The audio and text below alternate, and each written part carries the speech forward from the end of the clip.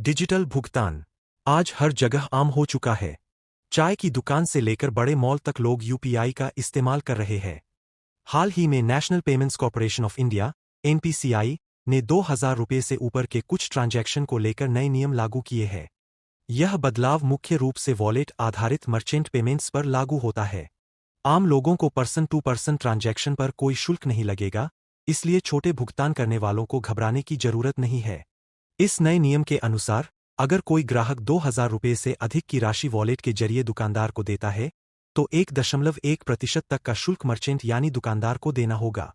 इसका मतलब है कि ग्राहक की जेब पर कोई असर नहीं पड़ेगा। उदाहरण के तौर पर, 5000 रुपये के भुगतान पर लगभग 55 रुपये का शुल्क दुकानदार को देना होगा। वहीं, बैंक अकाउंट से किए गए भुगतान पर कोई अतिरिक्त चार्ज नहीं लगेगा। इसलिए बड़े भुगतान के लिए सीधे बैंक अकाउंट का उपयोग करना फायदेमंद है। ट्रांजैक्शन लिमिट में बदलाव। सामान्यतः यूपीआई की दैनिक सीमा 1 लाख रुपये है।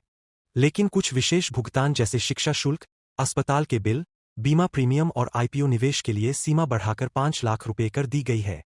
वहीं कुछ पर्सन टू मर्चेंट ट्रांजैक्शन में लिमिट 10 लाख रुपये तक बढ़ाई गई है। यह व्यापारियों और बड़े लेनदेन करने वालों के लिए राहत देने वाला कदम है। छोटे भुगतान करने वालों के लिए कोई बदलाव नहीं हुआ है। सब्जी वाले, किराने की दुकान या परिवार और मित्र को पैसे भेजने के लिए यूपीआई का इस्तेमाल करने वाले लोग पहले की तरह बिना किसी अतिरिक्त शुल्क के ट्रांजैक्शन कर सकते हैं। इस तरह नए नियम का असर मुख्य रूप से वॉलेट आधारित बड़े लेनदेन पर पड़ेगा। व्यापारियों और मर्चेंट्स पर असर। जो दुकानदार वॉलेट आधारित भुगतान स्वीकार करते हैं, उन्हें 2000 रुपये से ऊपर के लेनदेन पर शुल्क देना होगा। इससे उनकी लागत बढ़ सकती है। हालांकि व्यापारी चाहे तो ग्राहकों को बैंक अकाउंट से पेमेंट करने के लिए कह सकते हैं। इससे ग्राहक को कोई अतिरिक्त शुल्क नहीं देना पड़ेगा। लंबी अवधि में यह नियम डिजिटल भुगतान को पारदर्शी और संतुलित बनाने में मदद करेगा।